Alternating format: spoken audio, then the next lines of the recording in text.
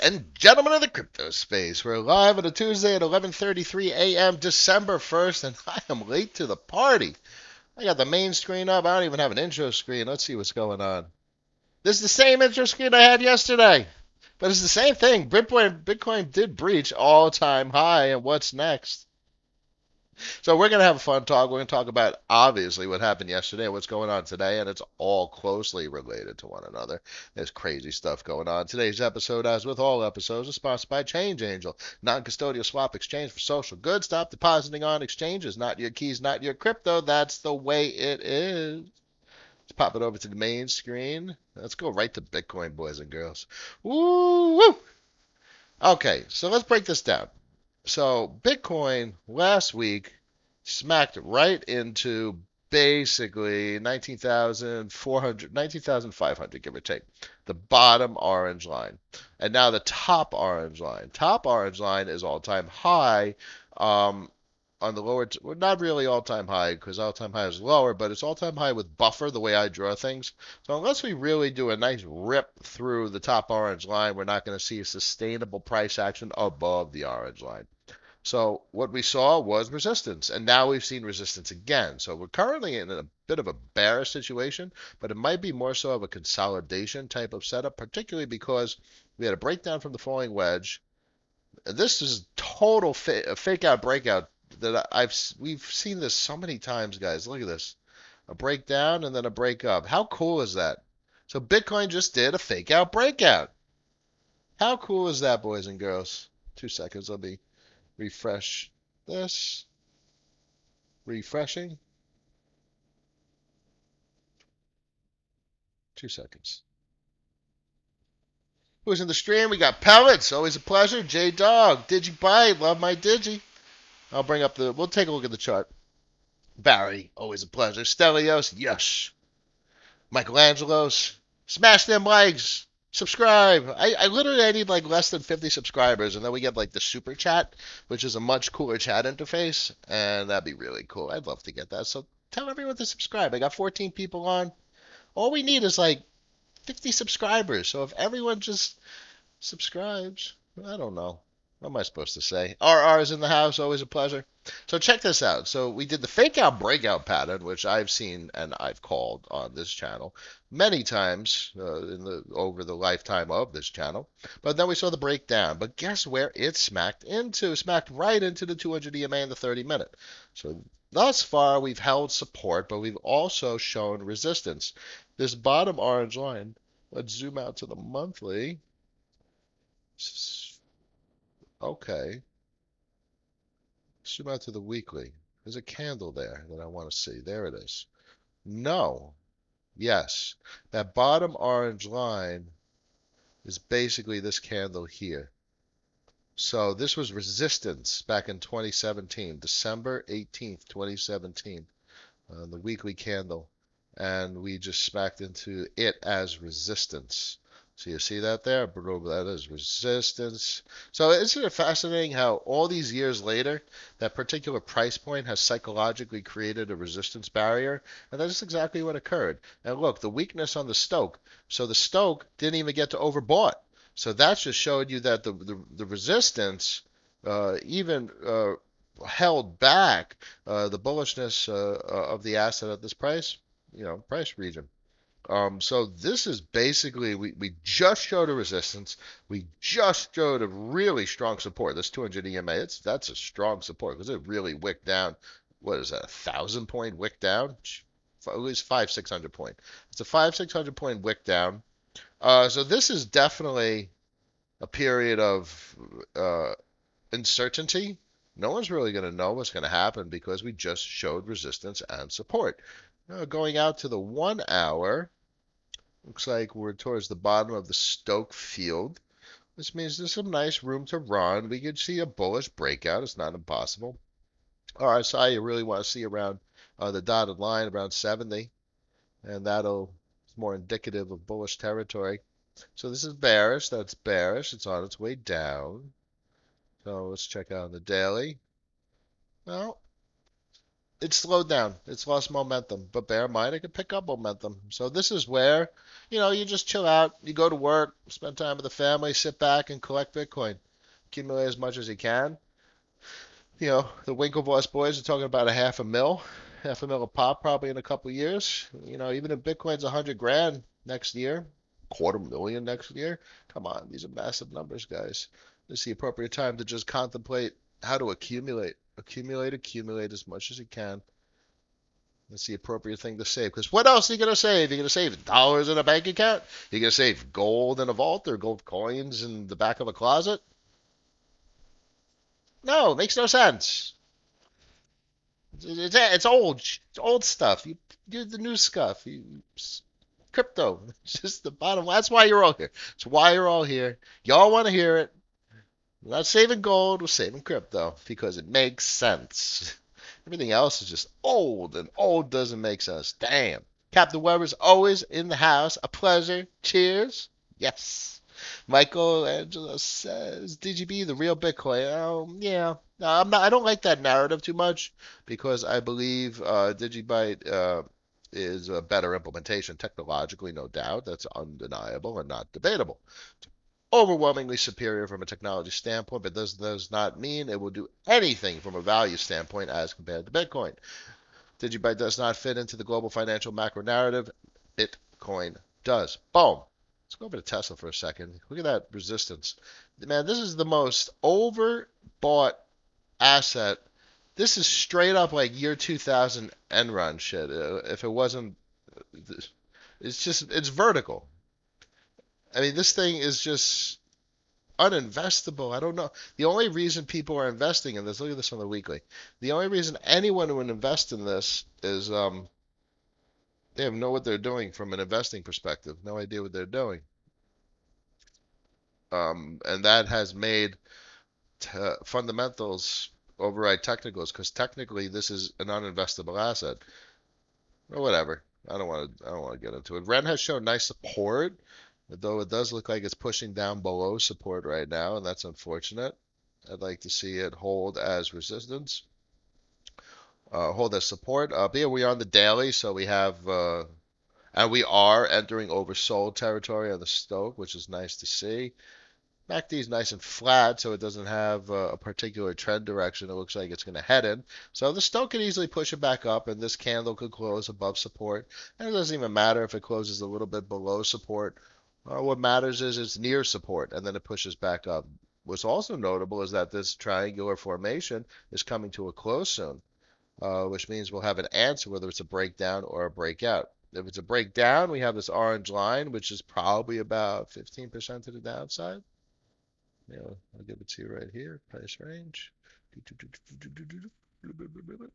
21% to the downside, unfortunately.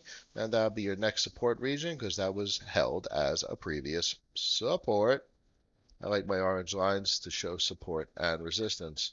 Curve's about to distribute its admin fee, which is a big deal, and Yearn is going on a partnership spree. Absolutely incredible what's going on from a DeFi automation standpoint as well as an AMM standpoint. Really exciting times. These are extremely functional and disruptive products and technology in general. Curve doesn't appear bullish or bearish from the chart price action.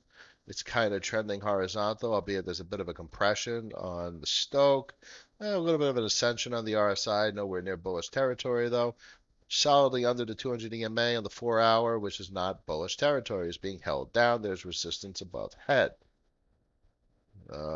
Albeit we are coming out of oversold territory on the daily. We don't have a 200 EMA because the asset is too new.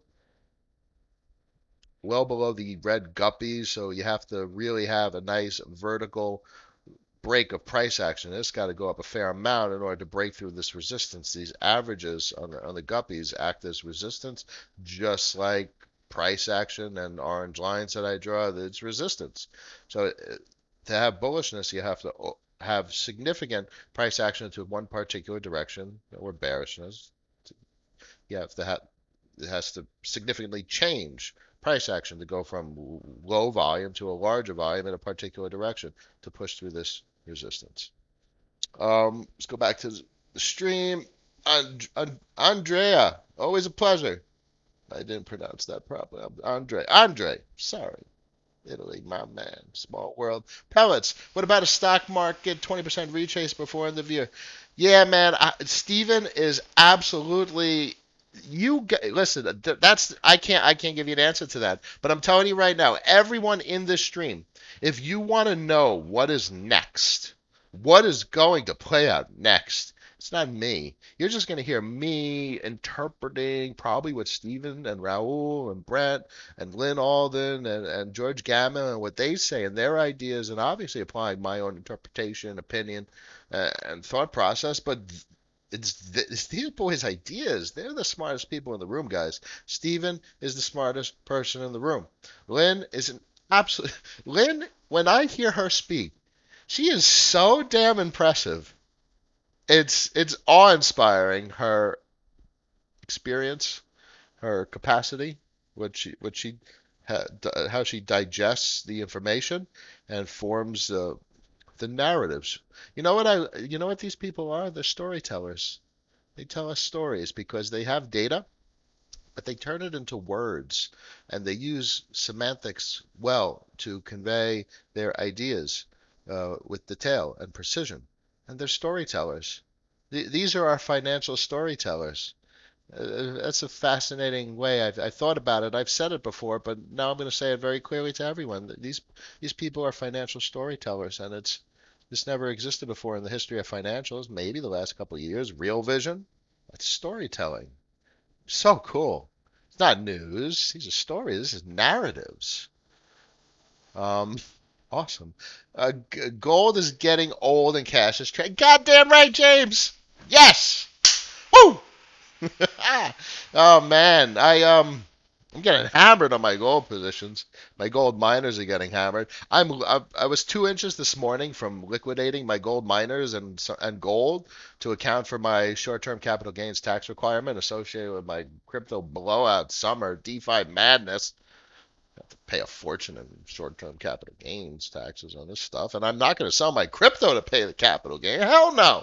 You think I'm going to sell my crypto? No. I'm going to sell my gold and my equities. That's what I'm going to do. I wonder what grandma would say if my grandma was around. This is what I'm doing. I'm selling my gold and my stocks to pay for capital gains on digital what? What? I don't know. I miss her. Good old gal. Pellet says maybe Bitcoin will dip. People covering their positions. Well, Bitcoin has dipped, but bear in mind, if you look at it in the weekly, it hasn't dipped. Now, in traditional Bitcoin fashion, this was the dip. Now it's very much possible if you zoom out. Here, look, there's no reason we can't have a fat cup and handle. Come on, look at that. You got resistance all the way up in the thousands of dollars range. So this thing could dip to 13,800. And this would be the most bullish thing I've ever seen. Could you imagine if this did this? Now it'd be pretty gut-wrenching to watch the price action come down. But plan B, I don't think it's going to dip. I don't think so. I think that this is there's such limited supply compared to demand that you're going to throw the oscillators completely off. At least the long-term oscillators, like I think the weekly. But bear in mind, Plan B talks about the RSI on the monthly. And he says this is ridiculously bullish. 80. You get to 80 and it's bullish. So right now, we're not in bullish territory for Bitcoin on the monthly. Stoke is overbought, but Stoke could be thrown off. Stoke I like to think of as pressure, how much more pressure it has to move to the upside, how much momentum it has. So it's obviously run out of steam. But, look what's happened with all the equities and look what's happening with the money per to go burr. And the halving and the narrative and MicroStrategy and Winklevoss and Gemini and Coinbase and everyone except PayPal narrative and Square's narrative. Listen, all this shit is designed to override the technicals and allow the fundamental narrative to prevail, which is exactly what happened with Tesla, man. This is, so I think Tesla had its run, but I think that's going to be I think that's going to be the buying opportunity of a lifetime when, as you're saying, as Steven's saying, we have a massive correction. Tesla's going to correct way more than 20% because it is just I expect a mean regression. There's a mean that's what it does. When things have an issue and there's a stability event, look at the mean regression. Here's the 200 EMA, 200. It's at 140, or even a 200 EMA in the daily. Look at the 200 EMA in the daily. It'll take us to 313. So these are the buying opportunities of a lifetime. 313 is cheaper than when I bought. I was in a 280 pre-split. I sold it like 580, and then it went to $2,500. No business investing, those people. Irrational. But they sure as hell made a lot of money, and I hope they lock it in. I hope they protect their gains, because that's what I teach you guys on this stream, is to protect your damn gains. Protect your gains. Work too darn hard. Focus on yield. That's the name of the game. Same thing I said about Tesla 4 years ago. Man, it's complicated because I think Tesla's a once in a century company. It's one of the most important companies. It's going to change the world. It's absolutely going to. But the stock price is wrong. It's wrong. It's not right. Staff, always a pleasure. Yes. George says, hey, Noah, what do you think about George Gammon's opinion about Bitcoin as a religion? He's spot on, but that's the same thing about what Tesla has become. That's the same thing what Apple has become. That's the same thing about what a lot has become. I mean, everyone's in equities. You're really betting on the central bank and their ability to backstop, liquidity. If they're the only buyer of certain bonds and they're the only buyer of treasuries. Lynn Alden tells that story very clearly. The U.S. government, the Fed, they're the only people buying U.S. treasuries, buying the vast majority of them. So, isn't that a religion?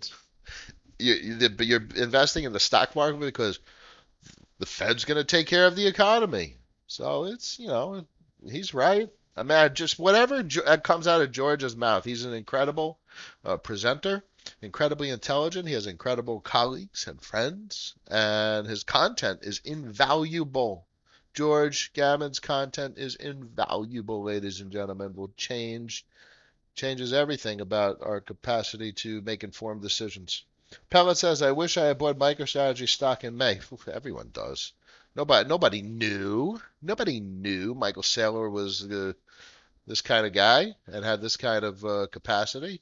But man, when he talks about it, he talks about it from his business perspective. Like this is a business. His whole business, his business strategy. This is a strategy for a business. He's literally looking at it from a business strategy perspective, business intelligence. This is data and information that he is applying, an analysis he's applying to his own business and making an appropriate business decision.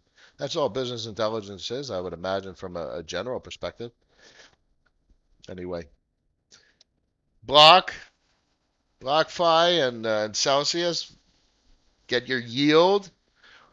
I know folks are worried about the integrity of the platform, but I think BlockFi and Celsius, as much as there's risk associated with it, one, if you don't take any risk, you're never going to get any reward.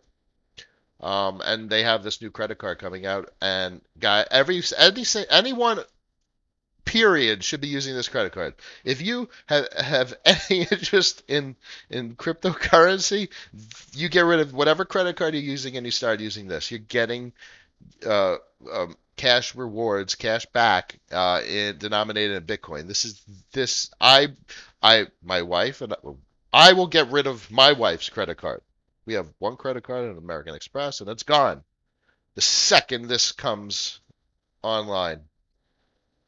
This is what I want. I want to accumulate Bitcoin because there is such little Bitcoin.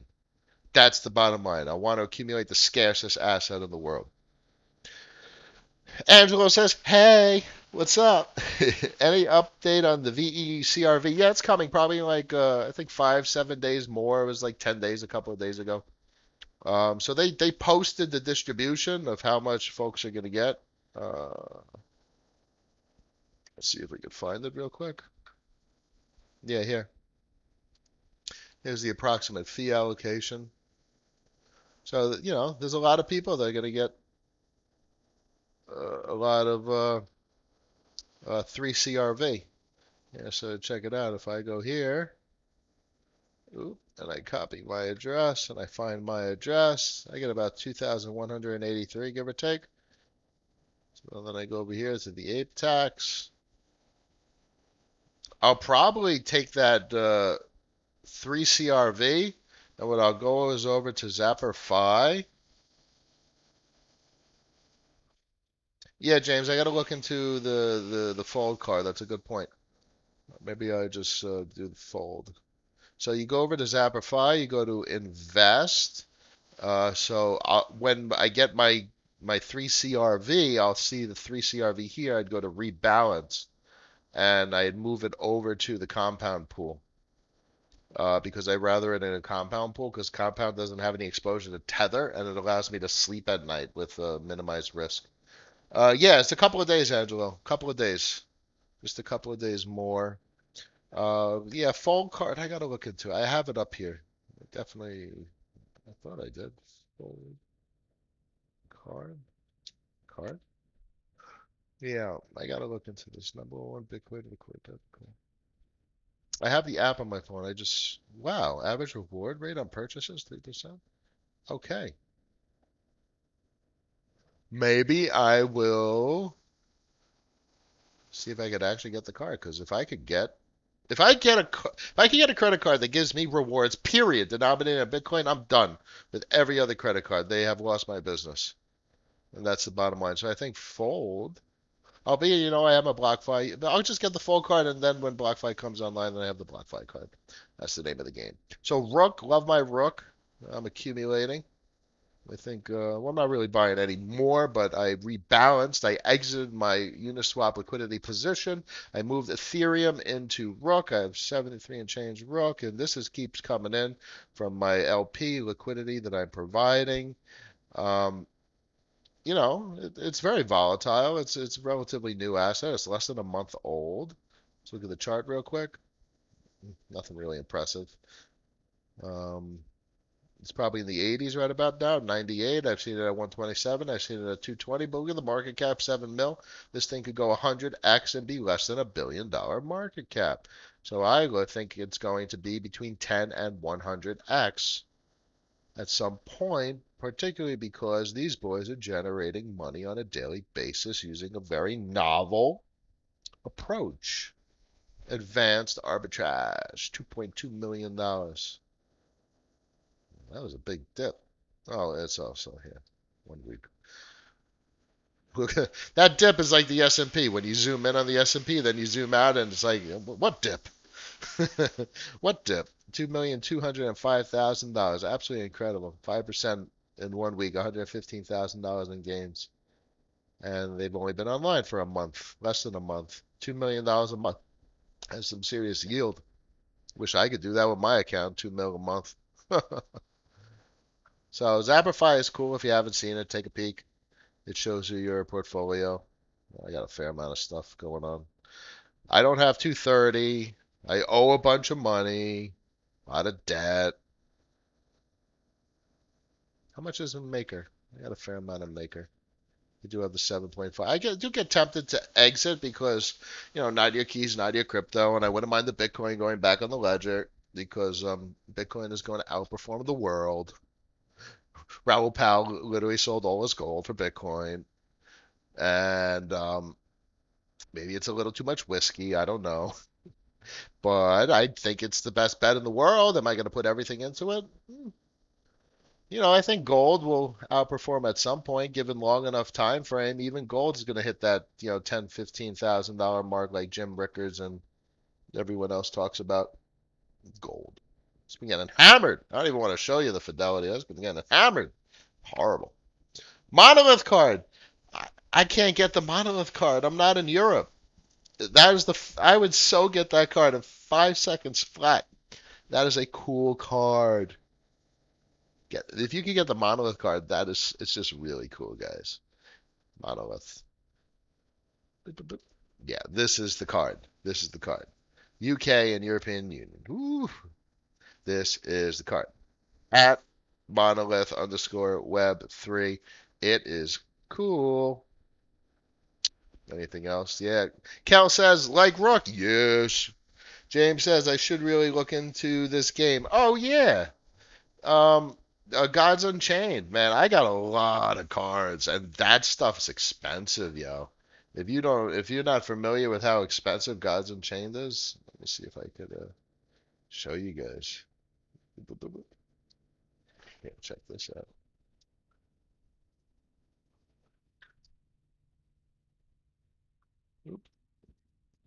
2 minutes left in the stream. Well, let's have some fun. I'll show you guys what's going on here.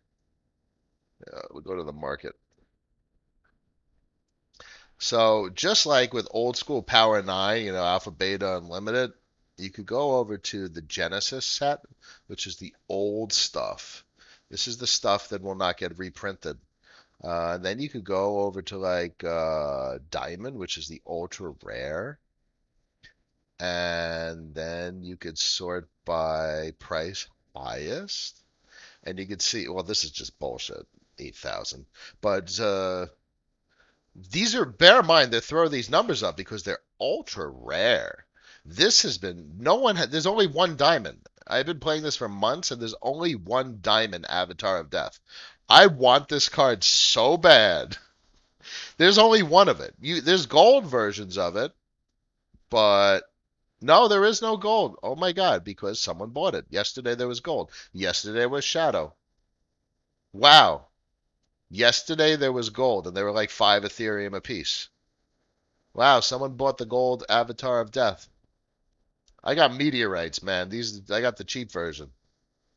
But man, that diamond at 33.3 Ethereum, oof, goodness. What else though? Look at these, oof, rare, this expensive cards, thousands upon thousands of dollars. This is Gods Unchained, so this has a real deal Magic the Gathering feel, and it's rare, very rare assets. And guess what? You need a ledger. All these assets are stored as NFTs on Ethereum. These literally, if you notice, these are denominated in Ethereum. Lewis is in the house. Always a pleasure. And being engulfed in post-traumatic dissociative stress. Anybody who could pray for me right now? Oh no. I was on this call to learn about crypto, and now my mind is checking out. Hi, Lewis. I love you, man. Don't deal with. If you have stress, you come here, and I'll be here tomorrow. You ping me on Twitter if you need anything. Don't worry about stress. There's other people that in this world that care and think about you, and I wish you the best, my friend. Don't do it all by yourself. Let other people help. And that's how we move forward as a community. That's how we move forward as people on a stream together, sharing ideas, sharing Q&A, and we try and do things together. Anyway, Lewis, ping me on Twitter if you need anything. Just ping me. And if you think about not pinging me, ping me anyway. Say hi. All right, everyone. 12:01 p.m. on a Tuesday, December 1st. Thank you all for joining me. Smack those thumbs up button. Tell everyone to subscribe. We are so close. And I'm going to see you tomorrow. I wish you all a wonderful day. Peace.